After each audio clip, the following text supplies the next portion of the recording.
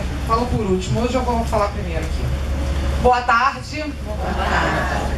Bom, eu sou Cláudia Castro, assistente social, coordenadora da 5ª Coordenadoria de Assistência Social e Direitos Humanos.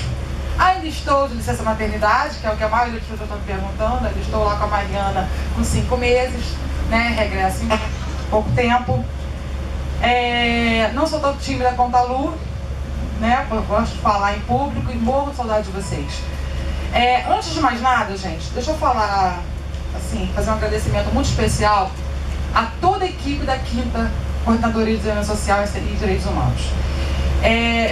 Eu quero agradecer mesmo em público a assessora técnica Luciene, que está à frente da coordenadoria esse tempo todo, que tem dado o melhor dela para que tudo ocorresse da melhor forma possível no nosso território. Então, assim, eu queria uma salva de palmas para minha companheira, para minha colega de trabalho. E saudando a Luciene, eu estou saudando todos os outros colegas, equipe dessa 5ª Coordenadoria. CREAS, Márcia Lopes, né? A unidade de reinserção que a gente abriu aqui agora para meninas grávidas, enfim. Todos vocês, muito obrigada, porque eu assisto de casa, pelo Face, pelo Zap, e eu estou muito orgulhosa de vocês, do trabalho de vocês, pela dedicação, pelo compromisso. E como eu costumo brincar, não poderia ser diferente, a equipe que eu faço parte, né? A equipe que me ensina. Então, muito obrigada. Aos companheiros, às lideranças, minha boa tarde também.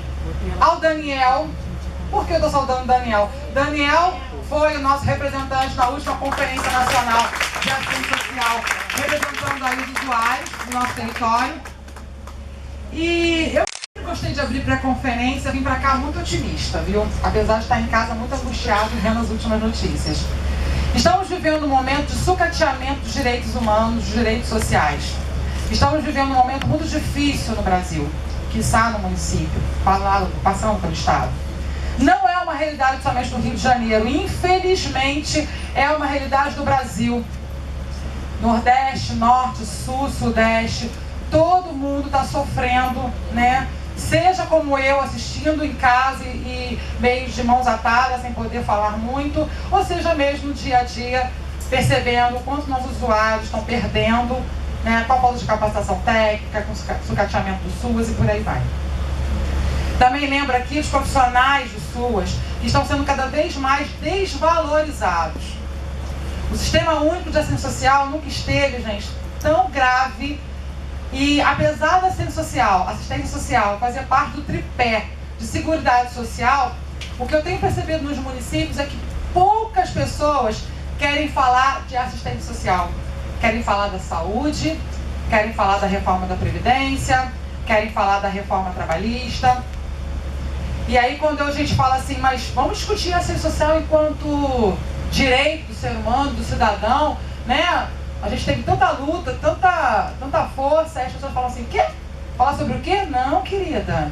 Nós queremos falar do médico do hospital, nós queremos falar do posto de saúde, nós queremos falar do professor que não está recebendo, da escola sucateada. Nós queremos falar do lixo das ruas.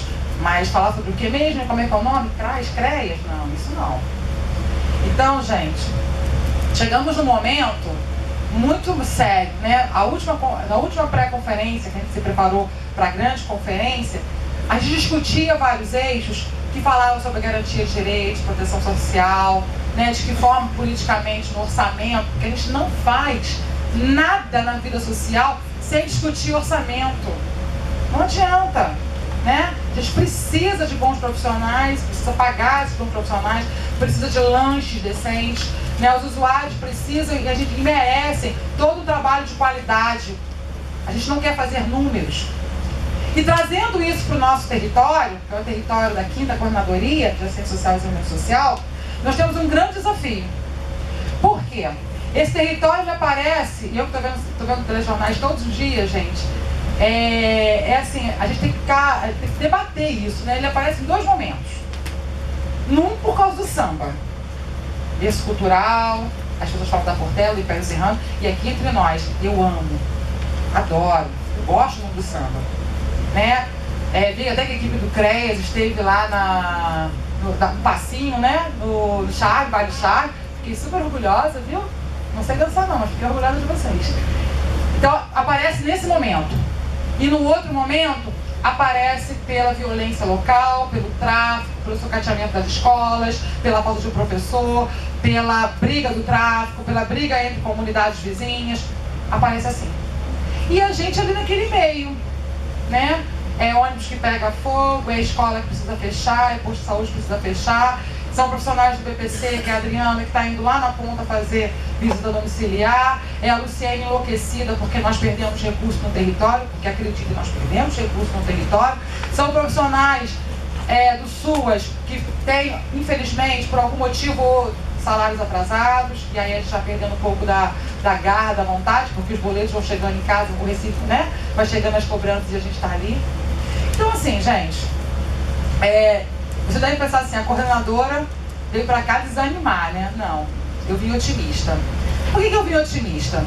Porque se a gente conseguir garantir espaços como esse, onde a população, ela consegue colocar o que de fato ela quer e precisa, onde a gente consiga discutir os direitos sociais e a garantia para fortalecer esses SUAS, né? Por exemplo, se o Vargas e o Gil saíram daqui defendendo o SUAS lá fora, eu estou feliz.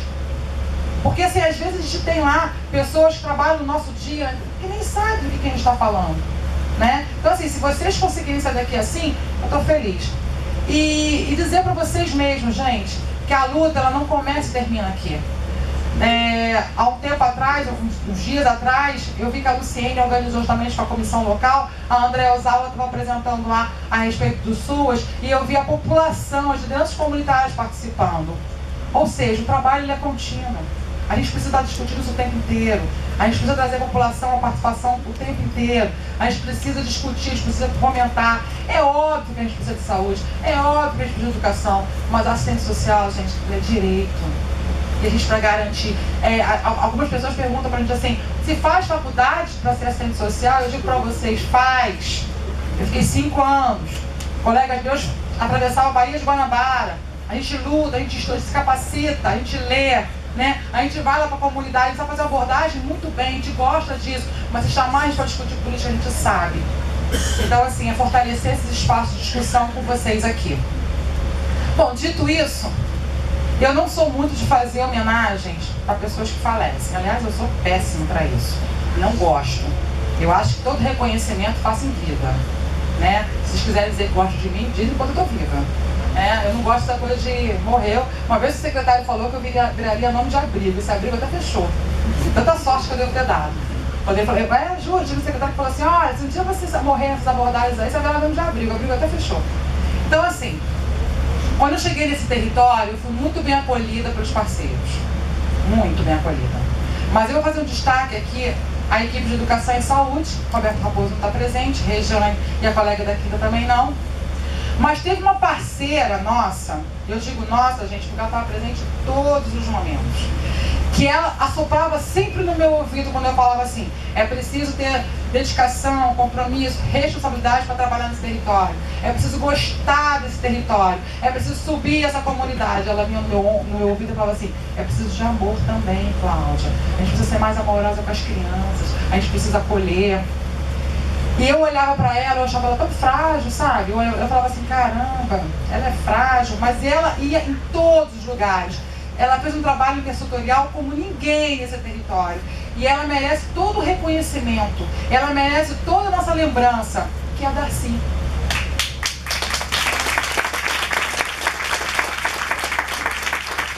A Darcy, infelizmente, a última vez que eu falei com ela foi para passar problema para ela, foi agora, em fevereiro. Eu precisei muito da ajuda dela com uma questão pessoal.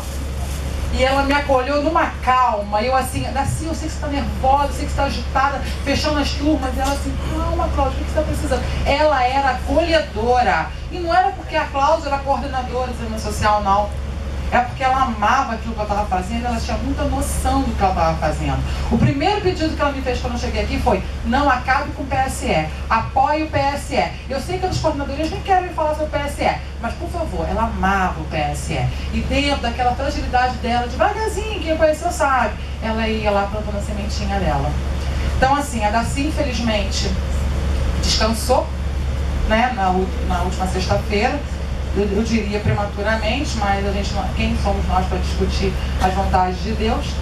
Mas eu queria muito que vocês, no dia a dia de vocês, reconhecessem, olhassem para o lado, sabe? Enxergassem a gente não como dono do saber, a gente não é não, a gente aprende muito com vocês, mas soubessem que tem vários Darcís, várias pessoas plantando sementinha nesse território, várias pessoas no trabalho de formiguinha, seja na fragilidade, seja de forma mais forte, seja eu falando, seja de uma forma mais tímida. Para o Júlio Vargas, que é uma pessoa extremamente tímida e que vai aí assumir nos próximos dias a Superintendência Regional de Madureira. Bom, pessoal, boa tarde. Como a própria Cláudia disse, eu sou meio tímido mesmo.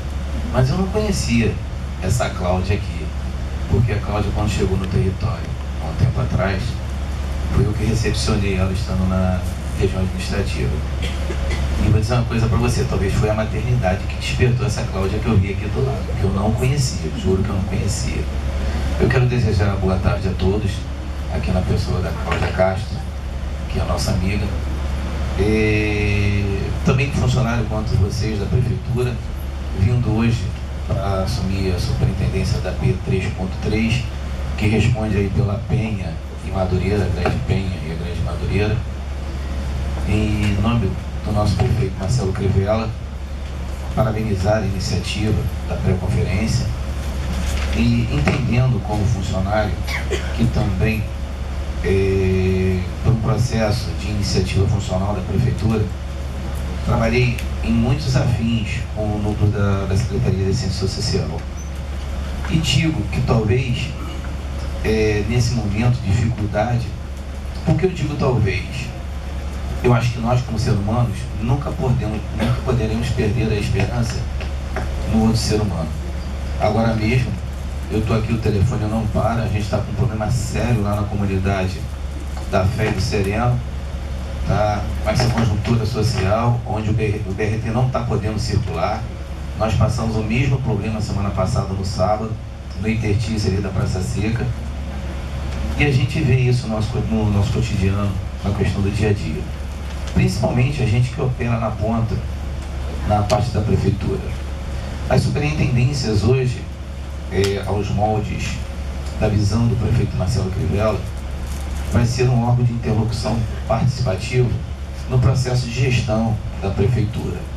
Isso está em definição e a gente tem um grande prazer, eu posso falar prazer, porque além de ser uma pessoa par de muitas que aqui estão, porque ela é assistente social também, ela ocupou o cargo de superintendente até então, e a Cristiane Alves, ela hoje, ela está respondendo lá junto à secretaria, junto ao secretário, ela vai fazer as articulações das superintendências e das administrações regionais. Então eu creio que nesse pedido da Cláudia, vocês também têm uma voz muito ativa da premissa do trabalho de vocês. Uma parceira, uma pessoa também que antes da Cláudia chegar, era minha coordenadora aqui, quando eu respondi pela RA, que conhece muito bem o território, sou morador do entorno, vivo tanta complexidade em relação ao trabalho que nós temos que executar, como a dificuldade de transitar, viver e sobreviver no entorno, com todas essas mazelas que a Cláudia passou. E a única coisa que a gente não pode deixar é de acreditar nas pessoas e trabalhar em prol a essas pessoas, porque até mesmo tem sido muito essa dinâmica em que o prefeito vem empreendendo ao dizer em cuidar das pessoas. Tá? Mais uma vez eu quero agradecer a oportunidade de estar aqui, quero me dispor a ser parceiro de todos. A superintendência, no momento, o Gilson está me ajudando aí, eu estou ali com o Gilson ali na administração, tentando resolver essa questão da ocupação plena da área da superintendência. Nós temos um núcleo lá de assessores lá, todos afins da prefeitura, para trabalhar nessa somatória. Parabéns mais uma vez à iniciativa. Tá? A Luciene está segurando ali, ela está lá quietinha lá atrás, lá, ó, tá? E dizer que as portas da superintendência estão abertas para toda a necessidade da população local. Muito obrigado e uma boa tarde.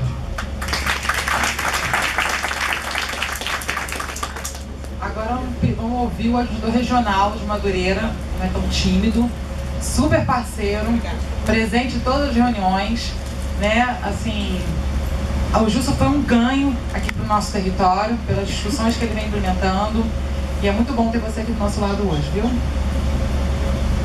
Boa tarde, eu que agradeço a todos, principalmente a Deus pela vida de cada um aqui presente. E queria me apresentar, meu nome é Gilson Araújo, eu estou como administrador regional da 15ª RA, né? Que a nossa circunscrição é composta por 13 bairros, e venho a cada dia aprendendo cada vez mais a ser humano através da assistência social. Logo assim que eu cheguei nessa administração, me deparei com alguns problemas que existiam, para nós podermos atender o nosso semelhante que está nesse problema, infelizmente, uma população de rua. E não me esforço junto com as pessoas que aqui, a maioria sabe que me ajudam politicamente, que é a família Lins, para poder fazer daquele complexo um local onde nós pudéssemos atender essas pessoas com mais dignidade.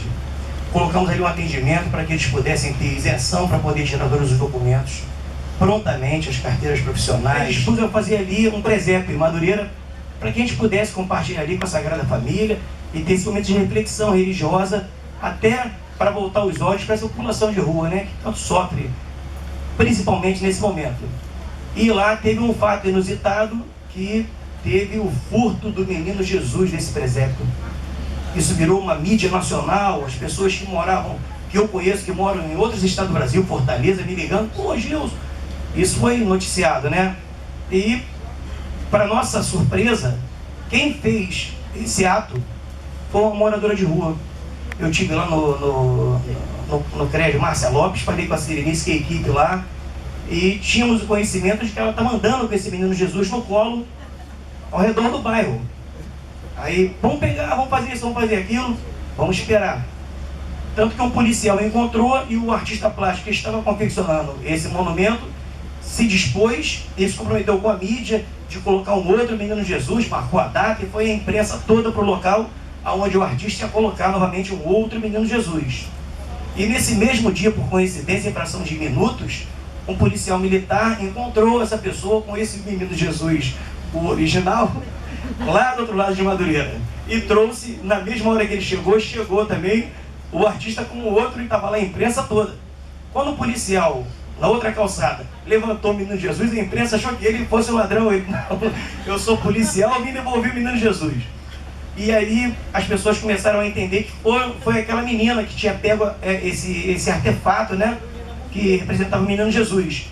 E eu tive a informação dos educadores que ela era uma doente mental, moradora de rua. Eu pedi para que esse fato não fosse levado à mídia, à imprensa. Acolhemos ela tinha problemas. Não falei com os repórteres, ficou passando diversas vezes por aquele local e olhando para a figura, eu falei, ela vai pegar de novo.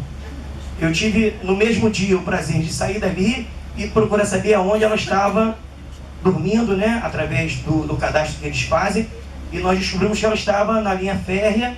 E eu conversando com outras pessoas que moravam ali com ela, naquele espaço, eles falaram que ela tinha tido um sangramento a casa de 15 dias, e na minha cabeça veio aborto espontâneo. Então ela viu através do menino Jesus o filho dela. Ela estava andando com aquela criança na rua como se fosse o filho dela. Eu comprei uma boneca, enrolamos num lençol, ficamos aguardando para entregar ela. Ela sumiu, né? Não conseguimos encontrar, mas eu não cansei de procurá-la. E entregamos essa boneca a ela. Não falei nada para a imprensa, só falo isso muito tempo depois, nas reuniões que eu me apresento. E ela ficou andando com esse boneco durante muito tempo. Paninho sujo, e assim, era o filho dela. As pessoas têm problema. E nós estamos aqui para tentar ajudar essas pessoas. E eu quero me colocar totalmente ao dispor de vocês, porque eu posso ajudar. Eu comecei a fazer, logo assim que eu cheguei em Madureira também, uma operação chamada, que nós batizamos de catatralha, para poder ir para a rua, para poder oferecer abrigo para esses moradores, tirar os resíduos que eles acumulam, muitos são acumuladores compulsivos, e oferecer para eles o serviço que a prefeitura oferece, o serviço humano, o nosso carinho. E no final de 2014, 15, eu recebi um diploma do secretário Mariano Beltrame, porque ele procurou os 4 delegados dessa área, porque naquela época estava acontecendo um crime muito feio no município do Rio de Janeiro, que era aquele furto seguido de facada, né, que aconteceu na Lagoa e Zona Sul, Centro, e nesse território não estava acontecendo esse tipo de crime. O secretário convocou os 4 delegados que compõem a minha circunscrição, 29, 28, 30 e 40, e perguntou a eles por que não estava acontecendo isso aqui. Eles comunicaram ao comandante do batalhão em época, e ele falou que era uma ação, iniciativa da prefeitura, através da RA, que nós íamos para a rua, como nós não podemos prendê-los, né, mas sim oferecer abrigo por cadeia compulsória, nós podemos desarmá-los, pelo menos tirar essas armas. E é o mínimo que a gente pode fazer. E esse crime, essa prática não estava acontecendo aqui. Então nós vamos ao local, oferecemos abrigo em primeira hora. Quem não quer, a gente avisa que tem que tirar o resíduo para guardar os documentos. Ali onde eles ficam, nós procuramos fazer uma limpeza na mesma hora. Se tiver com pouca iluminação, implantar um ponto de luz. E, mais uma vez, a assistência social vai acompanhando aquela família. Muitas vezes eu procuro saber lá com a Ilane, com a Sirenice, com a Cláudia. Essa família que está em Bento Ribeiro, essa família veio de Madureira, essa família veio de Cascadura, estamos acompanhando. Assim, eu faço muito pouco ainda, porque eu sei o quanto que vocês precisam de ajuda. E eu estou mais uma vez me colocando no inteiro dispor de vocês, porque eu puder ajudar, porque eu puder servir, porque eu puder ser útil. Por favor, me permitam ser útil. Para a população em situação de rua, né? Não vê-los como, enfim, com rótulos, mas verem enquanto cidadãos de direito, pessoas que estão ali e que a gente precisa, na verdade, dar acesso a alguns serviços e alguns trabalhos. Então, assim, depois da fala do Gilson, eu acho que eu vou chamar o Admilson Alves Tavares, que é representante do Movimento Nacional de Pessoas em Situação de Rua, profissional do Centro Nacional de Defesa dos Direitos Humanos, para proferir a palavra. Obrigado, boa tarde, amigo, cumprimentar todos a vocês aqui. É um grande prazer que eu recebi esse convite de estar aqui, né, para fazer a palavra em nome da população em situação de rua e dizer que faz tempo que eu pego no microfone, falando assim, porque eu andei afastado, né? Mas é com grande prazer porque eu me afastei por necessidade, né? Que a gente tem que sobreviver também, né? Se eu não sobreviver, eu não posso ajudar o outro, eu não sei eu mesmo sobreviver, né? Mas eu acho que quando eu me afastei do movimento, mas o movimento nunca se afastou de mim. Eu morei na rua durante 15 anos. Se eu estou aqui hoje falando para vocês, é a primeira vez que eu falo aqui. Eu já tive em outras pré-conferências, mas é a primeira aqui na região de Madureira. Se eu estou aqui até hoje, estou aqui vivo hoje, falando para vocês, é graças a vocês que trabalham na área da assistência social. Certo? Que me acolheram, que acreditaram em mim. Às vezes é com grande tristeza que a gente vê que às vezes na gestão passada o recurso veio para assistência, o recurso não foi utilizado, ele voltou novamente do governo federal. Isso é uma injustiça com a assistência social. Isso é uma injustiça com vocês que trabalham nessa área. Isso é uma injustiça. Porque eu penso assim, vocês já trabalham com grande dificuldade, né? Fazem de tudo, porque tudo primeiro passa pela assistência social. Lógico que a saúde é necessária, a educação é necessária, o trabalho rede é necessário, mas a assistência social é a porta de entrada. É a porta de entrada, ela acolhe tudo. É criança e adolescente, é idoso, é LGBT, é morador de rua. A assistência social ela trabalha em todas as áreas. Então eu acho que jamais a assistência social pode ser jogada em segundo plano. E muito mais vocês, funcionários que trabalham nessa área, que não foram vocês que me atenderam, foram outras assistências sociais, mas eu estou aqui. Eu agradeço a ela e agradeço a vocês, porque sei que vocês fariam a mesma coisa que elas fizeram por mim. Vocês fariam, certo? Porque eu morei 15 anos na rua, não é fácil, certo? E não abandono esse movimento, abandonei durante tempo, mas nunca abandonei esse tipo de conversa, porque eu não gosto de passar ali, ver o irmão está igual a mesma situação que eu estava. Tem um gato caído na calçada ali, um invisível, que a pessoa passa por cima dele, como se ele fosse, né, nem um cachorro, como se ele fosse um lixo que está ali caído ali e que não serve mais de nada. E eu já perambulo nessa vida durante muito tempo, eu sei que tem muita gente capacitada. E precisa do auxílio de vocês. E a porta de entrada é o quê? É a assistência social. Hoje eu faço parte agora do Centro Nacional de Defesa dos Direitos Humanos, né? Que é o Disque Denúncia, o Disque 100, né? Para qualquer ato cometido contra, principalmente contra morador de rua e catadores de materiais recicláveis. Mas para mim, é contra LGBT, é contra idoso, é contra negro. Para mim, centro de defesa tem que ser defesa dos direitos humanos. Toda e qualquer violação dos direitos do ser humano tem que ser denunciado, né? Então eu digo a vocês, olha, estamos aí. Eu não desisti, tenho certeza que vocês têm o sangue e a assistência social e não vão desistir também. Eu quero agradecer e quero parabenizar a vocês pela luta de vocês diária, né? Que é uma batalha diária e que vocês às vezes não são remunerados, com seus salários atrasados, mas fazem porque está dentro de vocês, que tem espírito, a gente não desiste. Muito obrigado.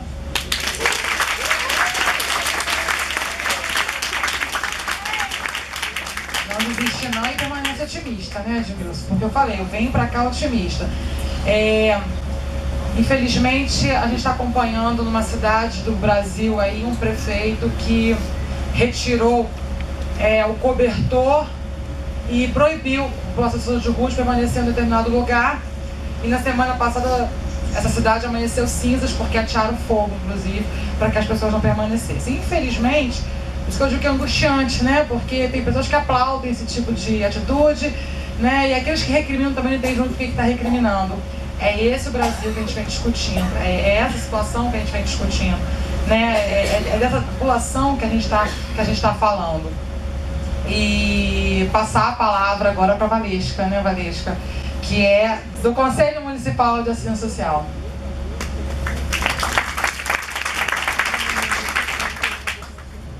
Boa tarde a todos, né, a todos à mesa, né?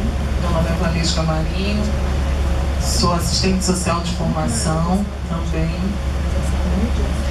Sempre trabalhei na área da assistência social, há 17 anos que eu atuo na área da assistência social, né? Sou coordenadora da equipe de assistentes sociais da Arquidiocese do Rio, no qual fazem parte a Andréia de Bem, né, ali, Nora Ney também, e estou nessa missão presidente do Conselho Municipal de Assistência Social. Porque a Caritas Arquidiocesana do Rio tem um assento nesse conselho e eu estou representando a Caritas. Eu fico me perguntando, assim que a Caritas foi eleita, exatamente o que eu iria fazer nesse conselho, né? Um país com tanta desigualdade, será que eu vou representar bem? A assistência está nessa situação de calamidade. Eu acho que depois da sua fala eu não precisava falar mais nada. Que país é esse? Não adianta mais a gente falar fora Temer, fora tantos corruptos, né? São tantos corruptos saqueadores. Saquearam esse país. E a situação é tão grave que a gente está ficando sem perspectiva. E ao mesmo tempo a gente tem que dizer que não pode perder esperança. E enquanto Conselho Municipal, o que vem fazendo? Eu estou nessa missão de presidente há 3 a quase 4 meses, me perguntando o que estou fazendo. Somos um trabalho muito burocrático. Por falar nisso, a equipe do SEMAI está aqui também, as meninas, Fabiola, Rebeca e Cíntia. Levantem para o pessoal conhecer a equipe do SEMAI. O que eu me pergunto, gente, o que nós nos tornamos no Conselho de Assistência, no Conselho Municipal? Pessoas burocratas, tarefeiros, porque a gente só fica lá fiscalizando entidades para dar regularidade à inscrição. A gente não tem feito nada além disso. Essa é a grande verdade do Conselho Municipal de Assistência do Rio. E eu falo isso com muita vergonha. Por isso a minha resistência, né, de assumir essa presidência. Mas eu acho que a gente está num caminho que podemos mudar, podemos propor.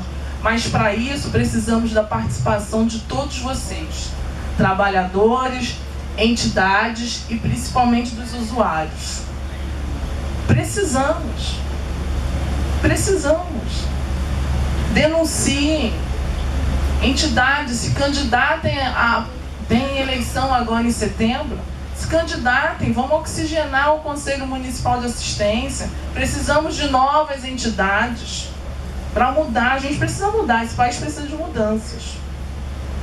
Quero parabenizar, não vou me alongar, porque o objetivo principal aqui não é a minha fala, mas o que vocês vão discutir, cada um na perspectiva dos seus eixos. É isso, avaliem o que aconteceu. Se não aconteceu, né, vamos de novo levar essa proposta para a conferência, defender essa proposta, ou vamos ter nó. Acho que o maior espaço é de vocês. Mas eu quero parabenizar a Luciene, né, nesse período todo, ela organizando, né, a Andréia sempre fala comigo dessa comissão local, como é um desafio trabalhar nesse território, que é muito parecido com o da Sexta, quase somos os mesmos, né, cuja linha férrea divide esse território, o lado que sempre entra recurso, o lado que nunca entra recurso, um totalmente, né, com o narcotráfico dominando esse território.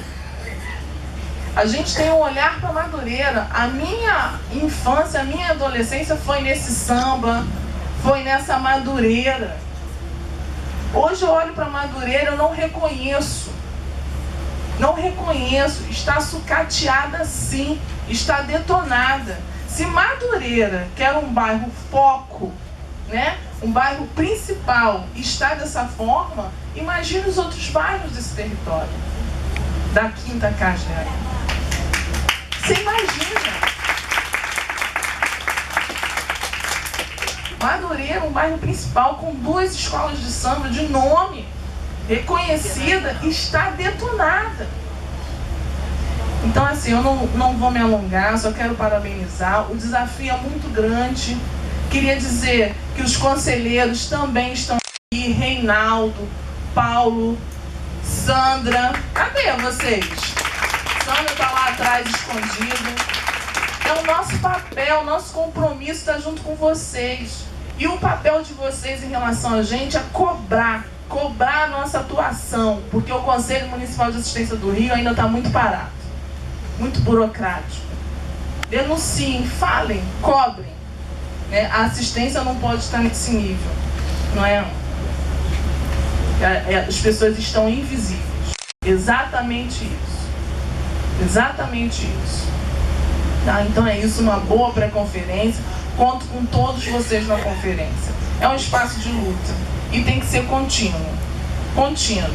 Isso que a orientação que foi dada pelo Conselho Municipal de fazer um trabalho com os usuários, de preparação, porque a gente tem que conhecer essa política.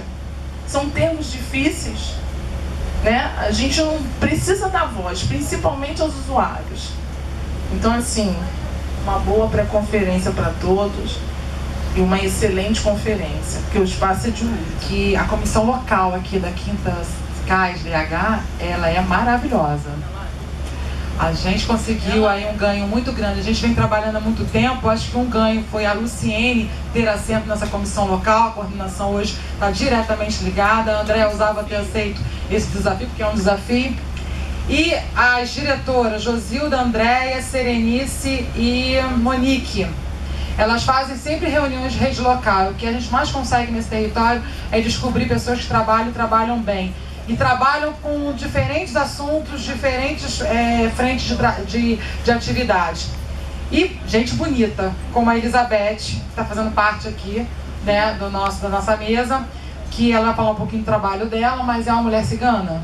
Então tá bom, então com a palavra a Elizabeth. Parabéns, o povo cigano.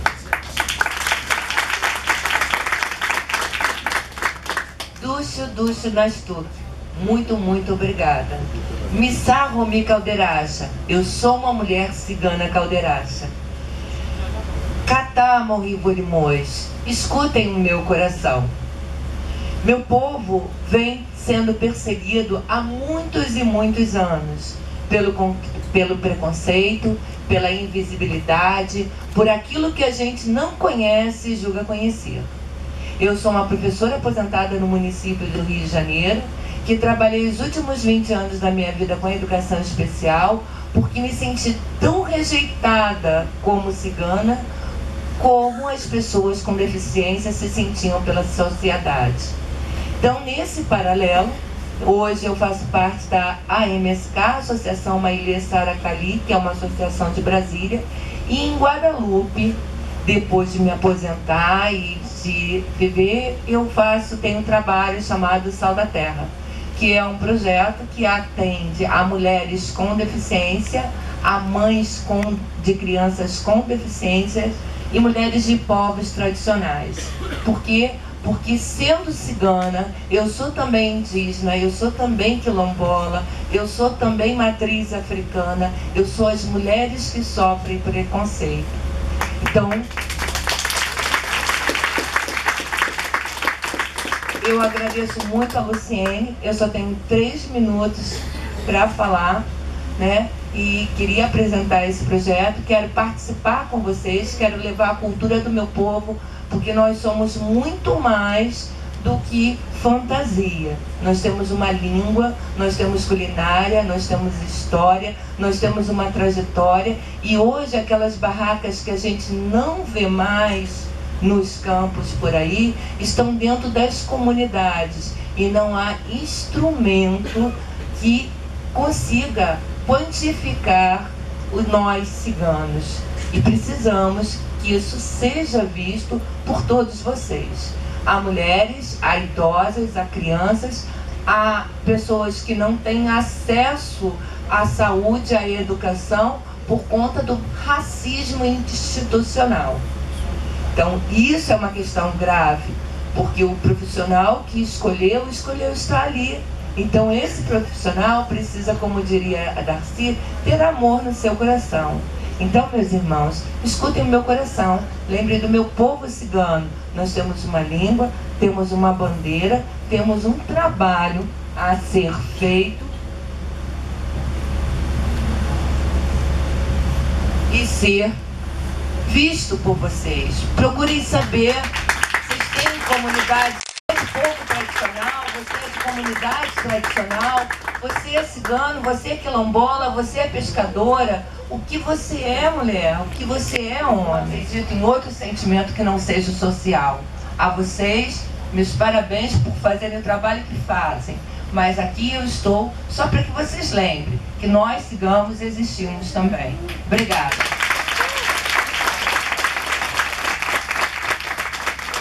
Eunice, leve o nosso abraço para o Roberto, coordenador de saúde. Obrigado pela sua presença. E agora, gente, eu vou passar a palavra para a Luciene para dar continuidade à pré-conferência. Muito obrigada.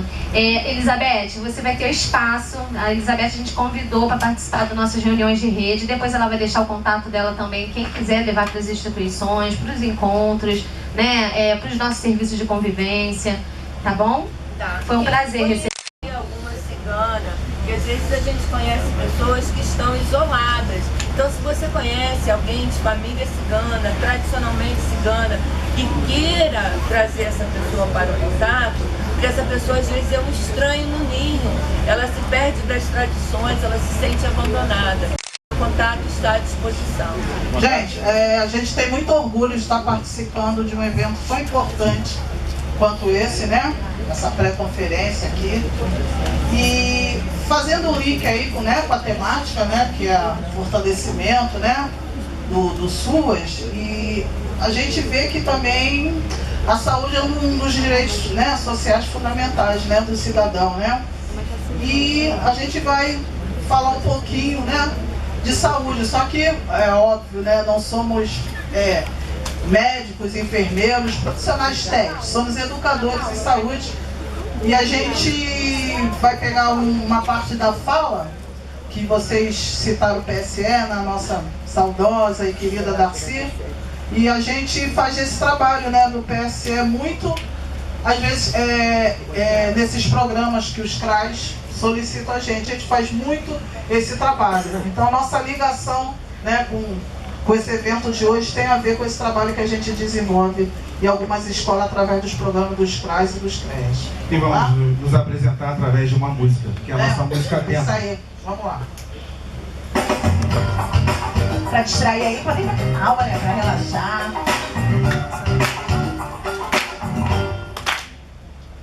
Somos o Saúde Carioca e com nosso trabalho a alma se encanta, defendendo a causa do ensino. Esse é o melhor caminho para trazer a esperança. O lúdico e o multiconhecimento são nossos companheiros na arte de educar, comprometidos sempre com alegria. É saúde todo dia, a gente chega lá.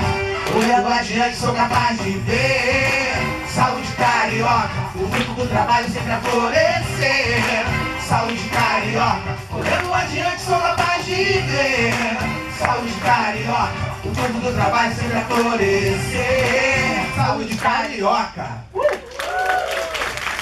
E logo depois a gente propõe uma alimentação mais saudável.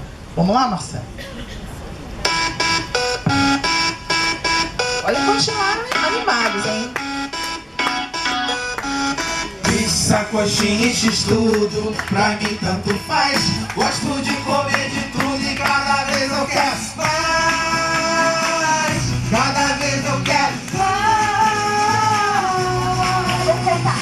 1, 2, 3, 4. E pra ficar maneiro eu jogo um pouco mais de sal. É mole? Sal em cima, sal em cima, sal em cima, sal em cima. Em cima, em cima, em cima. Sal em cima, sal em cima, sal em cima, sal em cima. Em cima, em cima, em cima. Tudo de bom, só que não, né, gente? Vamos melhorar essa proposta aí, Marcelinha. Pra mim tanto faz. Gosto de comer saudável e cada vez eu quero mais. Cada vez eu quero mais. Vamos todo mundo contando?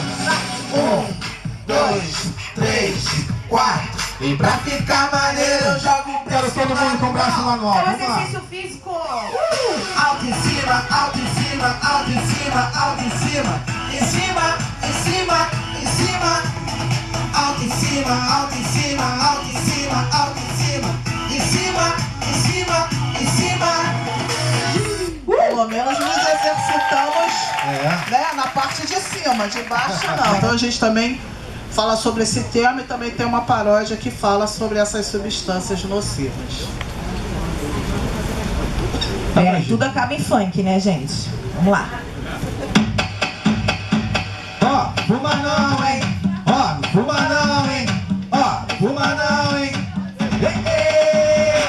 Ó, não fuma não, hein? Ó, não fuma não, hein? Ó, não fuma não, hein? Por quê? Fuma cigarro é coisa do passado. A moda agora é levar vida saudável. Fuma cigarro é coisa do passado. A moda agora é levar vida saudável. Cigarro tem? E o que o cigarro tem acaba com a saúde, eu vou lhe dizer. Pra você saber o que o cigarro faz, acaba com a saúde, eu vou lhe dizer. Pra você saber. Mas ele tem o quê? Tem amônia, tem chumbinho, nicotina e formol. Fumando assim você fica dependente. Naftalina, glicerina, acetona e alcatrão. Fumando assim você vai ficar doente. Fuma cigarro é coisa do passado. A moda agora é levar vida saudável. Fuma cigarro é coisa do passado. A moda agora é levar vida saudável. Uma coisa também importante que a gente aborda é a questão do lixo, né? Fazendo a ligação do lixo e a questão da dengue, né? O lixo, a água parada, né? E a questão dessas arboviroses. A gente também tem uma paródia que fala sobre... Tem até a ver, né? Com essa coisa da pessoa jogar o lixo, ter a consciência do mal que ela está fazendo, não só para ela, mas para toda a população, para toda a comunidade. A gente costuma brincar que essa música é do vizinho, tá, gente? Do primo, daquele colega, não é a gente, tá? Ninguém aqui tá falando com vocês diretamente. Vamos lá? Vamos lá, Marcelo. Solta aí o som. E na sofrência. Como é que você ainda tem coragem de jogar o lixo? Além de ser um sem noção, não tem juízo. Fez o que fez e nem tá aí pro que vai dar. Você não percebe 1% do mal que você fez. Jogou pela rua e ficou tudo imundo.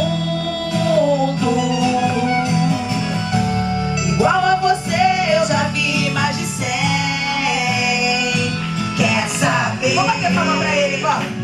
Palmas pra você. Você merece o título de pior cidadão do mundo. O lixo que cê joga em top tudo e não dá os bueiros. Vira criador, faz mal pra você mesmo, faz mal pra todo mundo. E você de bobeira, isso não é brincadeira. O lixo que cê joga em top tudo e não dá os bueiros. Vira criador, faz mal pra você mesmo, faz mal pra todo mundo. E você de bobeira, isso não é brincadeira. Esse joga o lixo da lixeira. Se joga o lixo aonde, gente? A lixeira.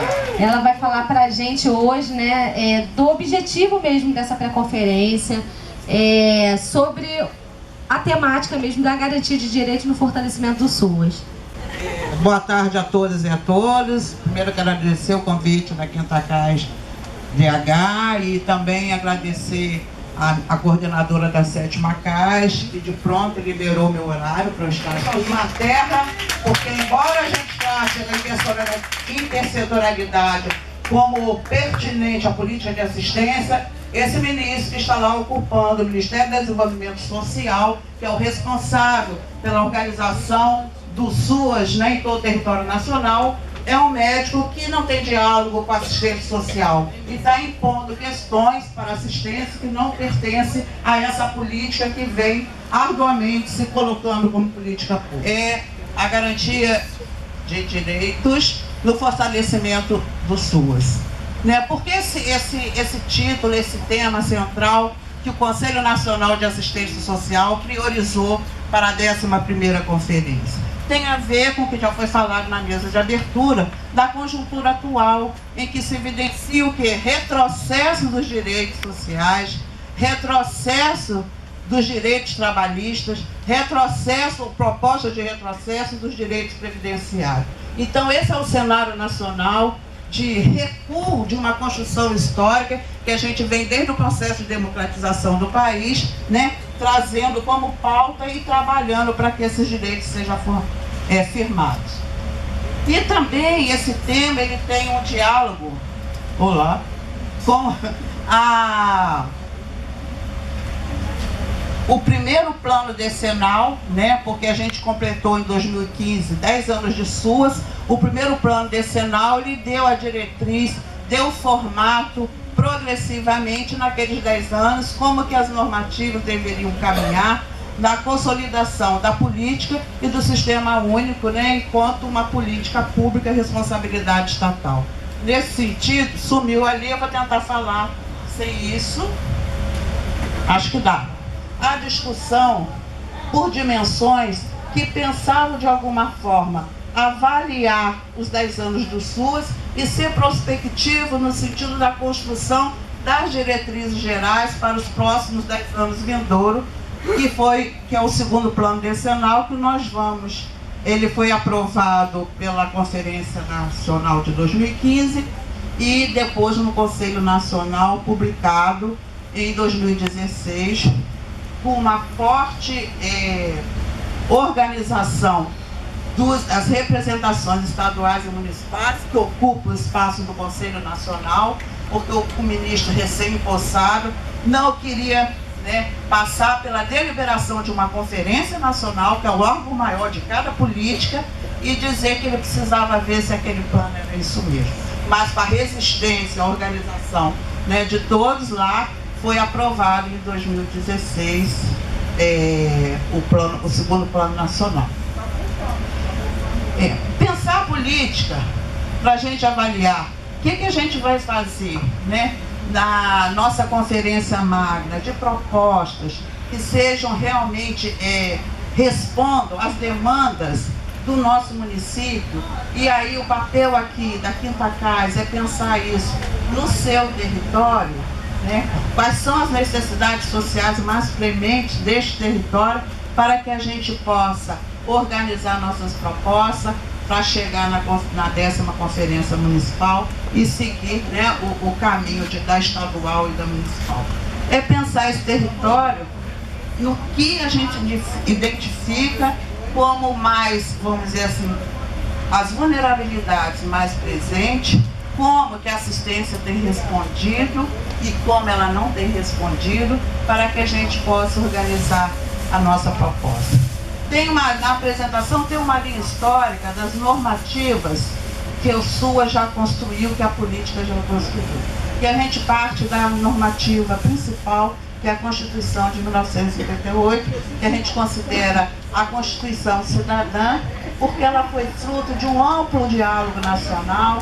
Muitos de vocês aqui devem ter participado. A gente discutia com a Associação de Moradores, para a questão daquele bairro, para que, catando, sei lá, não me lembro mais quantas mil assinaturas, isso chegasse na Assembleia Constituinte e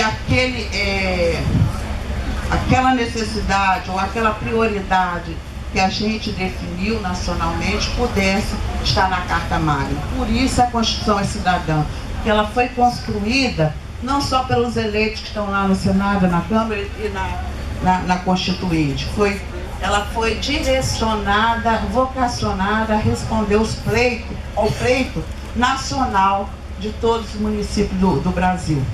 Isso levou que nessa Constituição estivesse lá incluído que a assistência social estaria contemplada na Seguridade Social, juntamente com a educação e com a saúde, com a Previdência Social. Com a saúde e com a Previdência Social. Isso não é pouco, né? Isso foi fruto de muita luta. A gente está assistência social na Seguridade Social. Nesse sentido, a Constituinte levou a ampliação do debate pela Lei Orgânica da Assistência Social, né, que é de 1993, e que também foi fruto de um diálogo nacional. No Rio de Janeiro, a gente teve, eu que já tenho cabelo branco, já sou avó, a gente naquela época que trabalhava na Secretaria de Desenvolvimento Social, não sei se tem algum contemporâneo meu aqui daquela época, que a gente fez uma dinâmica de um pouco fugir do trabalho e andar pelos municípios do estado do Rio, debatendo a importância da Lei Orgânica da Assistência. Foi um trabalho que a gente fazia, aquele negócio que hoje eu acho que a galera não faz mais, livro de ouro, não tinha? A gente pegava, passava livro de ouro no comércio, em tudo quanto é lugar, para arrumar dinheiro, para a gente se transportar para os municípios. A gente chegava no município, conversava com o vereador, com o padre, com o pai de santo, com o pastor, com a associação de moradores, com os grupos organizados que existiam naquele município, para dizer: a Constituição diz que a assistência pertence à Seguridade Social. O que a gente vai fazer para lutar para que a assistência tenha uma lei, né, que a organize e que a coloque efetivamente no patamar de política pública? Então isso ocorreu. Em 2004, a gente tem a Política Nacional de Assistência Social e, posteriormente, os SUAS. Esse é o caminho normativo que a gente construiu, e essas normativas, elas vão cada vez mais se aprimorando. Eu estou vendo aqui a Elizabeth, eu estive por 2 anos trabalhando no Ministério. E uma das coisas que eu aprendi mais lá foi o diálogo, né, com os povos tradicionais, essa oportunidade de ver a política de assistência social se organizando para tratar com dignidade aqueles que ainda estão invisíveis. E tive muitas reuniões com representações do povo cigano, para a gente pensar como que essa política podia compreender e ser traçada também para a especificidade. Então, nesse sentido, essas normativas todas que a PNAS e o SUAS construíram são, vamos dizer assim, normativas ainda muito jovens, que requerem aprimoramento, requerem qualificação. E somos nós que estamos no cotidiano do trabalho que muitas vezes podemos colaborar com essa qualificação da política. Essa oportunidade que eu tive de estar lá, eu pensar quem é daqui da proteção social básica, quem é trabalhador do SUAS, governamental, né? O PAIF. A gente pensa que a normativa ela tem que ser universal, que a política tem que ser universalizante, mas ela não pode mascarar ou não perceber e não ver as singularidades e especificidades. Pensar o PAIF para o povo indígena que mora, né, no recôncavo desse país, não é mesmo pensar o PAIF para a área urbana com a qual a gente trabalha. E pensar o PAIF na área urbana com a qual a gente trabalha, PAIF, para quem não conhece, é o Serviço de Proteção Integral à Família. Então, o principal serviço da proteção social básica. O que é inovador, né, da política é valorizar as questões das relações do território. Nesse sentido, o PAIF uma área de acirramento da violência urbana, como esse território aqui da Quinta tem, como o território da Sétima com o qual eu trabalho tem, na Cidade de Deus. As escolas são fechadas quase cotidianamente, o centro de referência da assistência social, o posto de saúde. Trabalhar o PAIF, pensar a família e pensar o jovem dentro da família em um território desse vai exigir trato que respeite esse cerceamento dessa liberdade de usar o território, né, livremente, que não existe isso, de ver cerceado, muito mais que isso, ver cerceado você não poder ter rotina. Tem um sociólogo que eu respeito muito, Luiz Antônio Machado da Silva, não sei se alguém já leu os textos dele, ele diz que a pior coisa da violência urbana é não nos permitir ter rotina. Isso cerceia a dinâmica da vida dos indivíduos. O que é não ter rotina?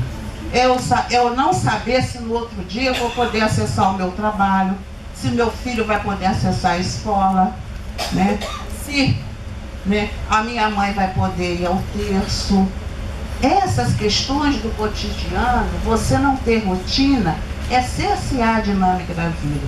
E a violência urbana no Rio de Janeiro faz isso com a gente, né? Quebra a nossa cidadania no cotidiano. Então, pensar a política de assistência é pensar que a gente está lidando com cidadãos que são desrespeitados o tempo todo, inclusive na construção de suas rotinas, que é uma coisa que a gente acha que é banal, mas não é, né? Se imagine sem ter rotina. Assim, a política, ela tem que se organizar de tal monta que ela reconheça essa dinâmica do cotidiano do território que a gente trabalha e reconheça, né, a potencialidade desse território.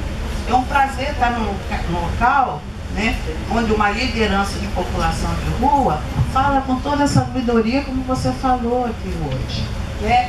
É isso, a gente tem que dar a escuta, mas tem que dar a fala, mais do que a dar a fala, a gente tem que ter a escuta, porque não adianta, né, os gestores dessa política, que podem ter as melhores intenções do universo, se eles não se banham com a dinâmica da realidade, da oferta dos serviços da assistência social.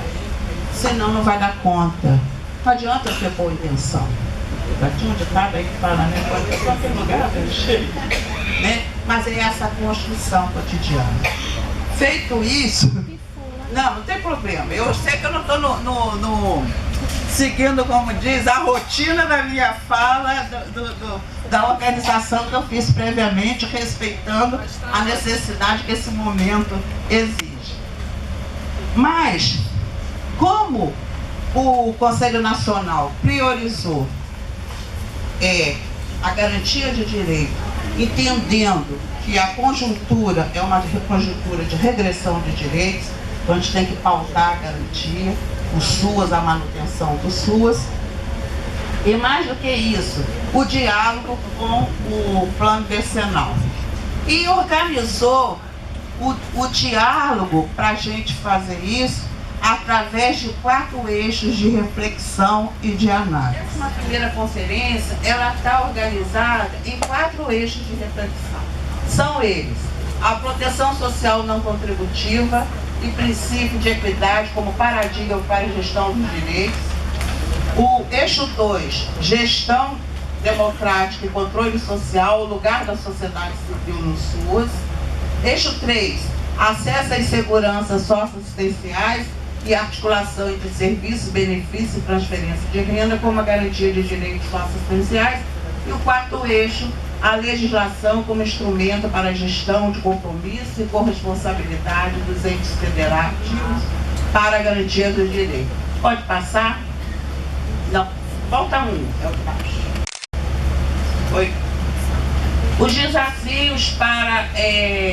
qual é o cenário para a gente pensar o eixo 1, que é justamente aquele que diz que vai pensar a proteção social não contributiva e o princípio da equidade como paradigma de gestão dos direitos. É um cenário, pensar a política como paradigma de gestão e equidade, é pensar que a gente não pode abrir mão, mesmo nesse cenário controverso de regressão de direitos, de que esta política, ela é não contributiva. Ela é não contributiva e é isso que está em risco, né? A gente sabe que a Previdência Social, a gente recebe a aposentadoria porque já pagamos com antecedência a nossa aposentadoria pelos descontos que é feito. Tanto aqueles que trabalham no trabalho assegurado, né, da Previdência Social, como aqueles que são autônomos que de alguma forma pagam individualmente, né, o seu compromisso para visar uma aposentadoria no futuro. Nós não podemos abrir mão da gratuidade desta política não ser contributiva, porque ela é direito de cidadania. Ela é uma construção da sociedade que tem que dar retorno à cidadania do povo brasileiro numa sociedade tão desigual e de contraste tão grande, né? Então, nesse cenário é pensar como é que eu vou discutir essa política através da percepção e da concepção de ser não contributiva e da equidade. É garantir o acesso, que essa política favoreça a garantir o acesso do enfrentamento das desigualdades. É fomentar a relação intersetorial entre política de assistência, saúde e previdência social como integrante da seguridade, e mais que isso, essa intersetorialidade com a educação, trabalho e emprego.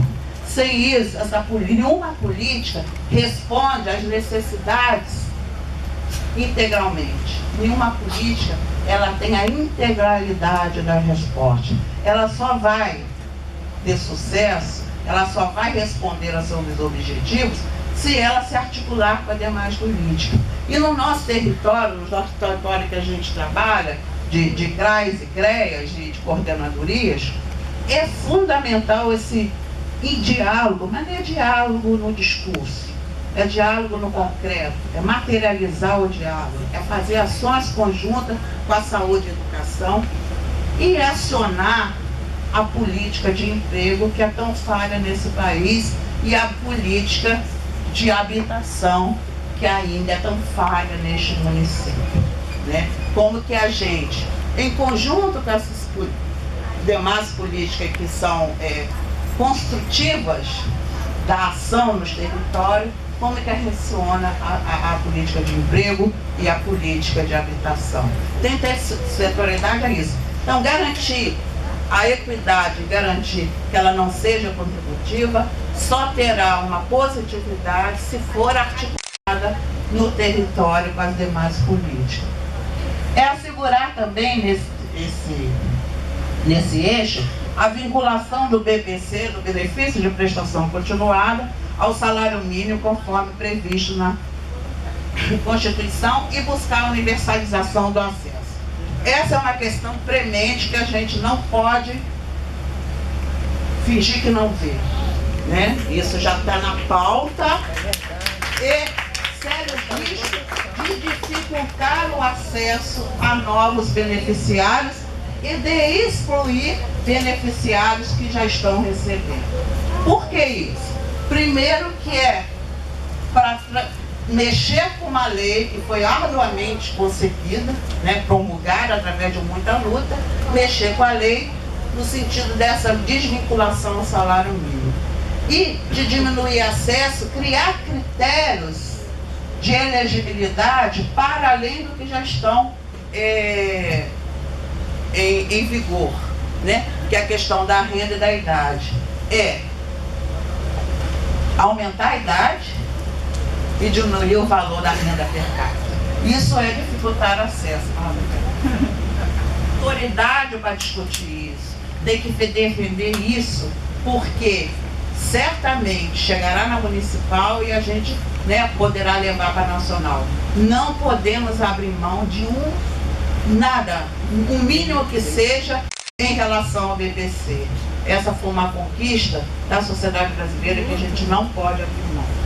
O eixo 2, ações locais, porque isso permite esse diálogo, e é também o controle social de qualificar a política. Não dá para o conselho só carimbar a prova numa prova. O conselho tem que reconhecer e conhecer o que a entidade faz, por que faz, e ter a capacidade de dizer não quando aquela entidade não é de assistência social, porque a gente sabe que muitas vezes muitos políticos que destacam suas verbas, eu esqueço o nome, aquele negócio, emendas parlamentares, para privilegiar do protocolo ou do Conselho Municipal também ser o fiscalizador, opinador, qualificador do cadastro único e do programa Bolsa Família. Existe nesse processo de retrocesso de direito uma valorização de uma discriminação presente na sociedade brasileira, né, a sociedade patrimonialista, né, daquele, sabe por que você está falando? Isso tem mais peso do que a essência da própria pessoa, do que a vida e a história da pessoa, de que o programa Bolsa Família e programas de transferência de renda é direito de cidadania, não é benesse. E isso corre um sério risco, porque a sociedade burguesa já critica, diz, não é? Está aí nos slogans discriminatórios, quem tem Bolsa Família porque não quer trabalhar, vai ter um monte de filho para poder ganhar Bolsa Família. Em verdade, não reconhece o que é o cidadão trabalhador desta sociedade brasileira, dessa sociedade carioca, né? São os trabalhadores mais empobrecidos que estão construindo também essa cidade. O terceiro eixo é o que fala da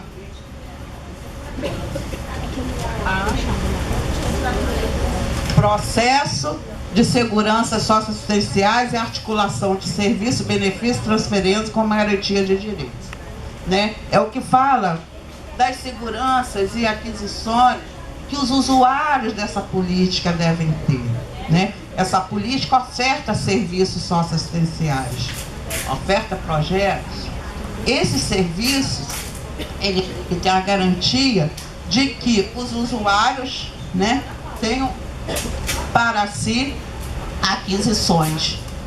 Então, dentre esse debate, e aí os assistentes sociais e os psicólogos que trabalham na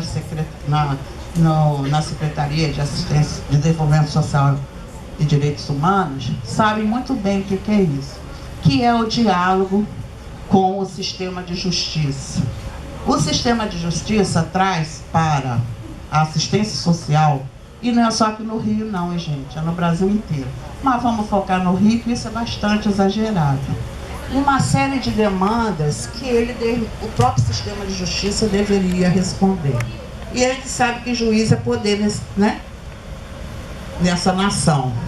Você dizer não com o juiz, você pode correr até o risco de ser encaminha-se, vamos enquadrar lá. Claro que isso é o paroxismo dessa situação, né? Já aconteceu no Brasil isso, mas no Rio eu creio que nunca aconteceu, não. Aconteceu no estado do Rio, tá? Mas a assistente social foi presa porque disse não. Mas tirando essa caricatura, o que a gente tem que trabalhar? E aí, nós trabalhadores que estamos na ponta, nós temos que subsidiar o gestor municipal de como ele deve dialogar com o sistema de justiça. Porque o secretário, muitas vezes, não sabe dessa dinâmica do cotidiano. O prefeito, nas instâncias de poder, não sabe. Somos nós que estamos lá assistindo na carne que temos que qualificar nossas respostas e qualificar os nossos pleitos junto aos gestores, no sentido de que esse diálogo lá seja construído de forma diferenciada.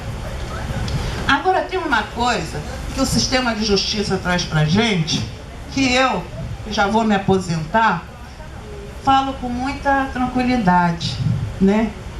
Muitas vezes, porque solicitado a gente, mostra pra gente que a maior vulnerabilidade do nosso território a gente ainda não conhece.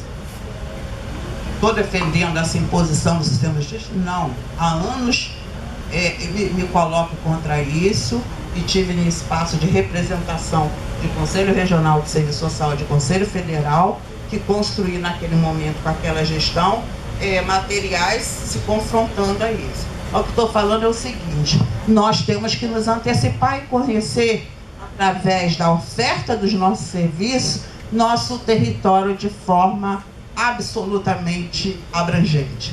Muitas vezes, aquela família que vem lá com demanda do juiz, a gente não conhece. Aquela família, aquela situação, aquele espaço de violação de direitos do território, muitas vezes, pelo acúmulo de trabalho, pelo território tão abrangente que a gente tem que dar conta, né? A gente não conseguiu ainda desvendar e ler aquele foco de vulnerabilidade. É fácil, não é, gente? Mas cada território tem que construir as suas estratégias. E a gente só constrói estratégia se a gente conhece profundamente. Revisar o protocolo de gestão integrada de serviços, benefícios e transferência de renda e fortalecer a intersetorialidade que já falei antes. A questão dos serviços e benefícios, eu fui professora do curso de Serviço Social também durante muitos anos. E via muito os alunos. Eu trabalhava metodologia, uma disciplina de metodologia, trazer ele do campo de estágio.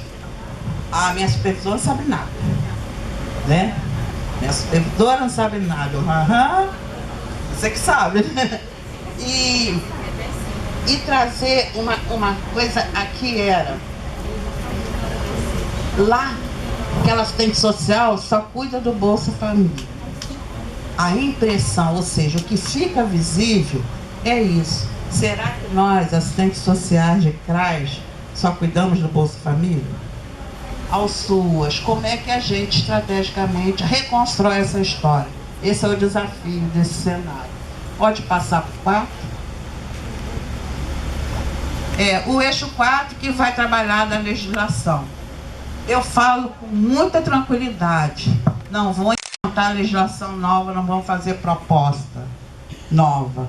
Vamos fazer proposta que garanta o que já construímos, que reforça o que já construímos, que ainda muitas vezes nem implementamos. Porque é momento de garantir, não é momento de ampliar, gente, no sentido da legislação. Porque nós estamos num contexto uma realidade adversa de retrocesso. Então vamos tentar articular nossas propostas no sentido da garantia do que a gente já colocou como legislação. Agora tem uma coisa que para este município é sério, e aí eu vou provocar mesmo, o segunda metrópole do país não tem a lei do SUAS ainda. Isso é vergonhoso. Então, pensar normativa, pensar no âmbito da legislação como proposta, é pensar o quê? Construir a lei do SUAS. E aí a responsabilidade da gente colocar o Conselho Municipal de tal forma que eles também fiquem firmes na proposta de colaborar com a formação. Aí eu não sei qual o meandro mais adequado, aí tem que ser avançar, se é uma comissão que vai propor, né, pro legislativo, pro executivo levar para o legislativo ou vice-versa, com quem a gente se articula para que o município do Rio de Janeiro tenha a sua lei do SUAS. E aprimorar parâmetros de cofinanciamento. O cofinanciamento, ele se a gente pensar a estrutura que o SUAS tem, né, da contrapartida dos 3 entes federados e da corresponsabilidade dos 3 entes federados, União, Estado e Município, o Estado do Rio de Janeiro hoje está falido, mas a falência é recente, ele nunca respondeu para os municípios com o aporte orçamentário que o SUAS exige. Então ele já é falido antes da falência, em relação à sua responsabilidade com o SUAS. Outra coisa, o orçamento que a União faz para os municípios também é insuficiente. Uma per capita, salvo engano, hoje, para abrigamento de R$ 67 por pessoa, não paga nada. E isso recai a maior parte do orçamento para o próprio município. Serviços, e não podemos, porque o orçamento mal cobre os serviços já em vigência. Então esse diálogo da responsabilidade orçamentária é fundamental. Então hoje os desafios fundamentais para o SUAS dependem, para que a gente possa enfrentá-los, de aglutinar conhecimento, posicionamento coerente e articulação através de ações coletivas. Não dá para ser uma kamikaze, eu chegar lá na mesa, o secretário dá um morro na mesa. Vou conseguir alguma coisa? Não.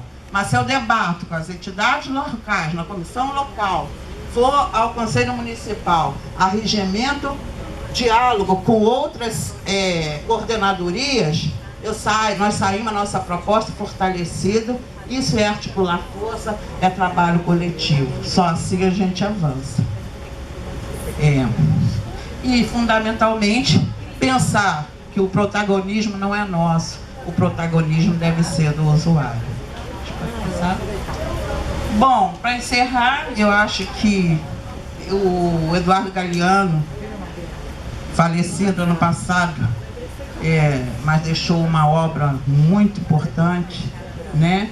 E ele diz uma coisa assim pra gente: a primeira condição para modificar a realidade consiste em conhecê-la. Então vamos mergulhar nessas propostas aqui, em seguida debater esses eixos. Eu espero que saiam propostas bem interessantes, no sentido de que as propostas elas têm que ter possibilidade de materialidade, se transformar realmente em ações concretas, não aquelas viagens que a gente faz. Gente, desculpa a corrida, mas que hoje eu tô, tá? Valeu!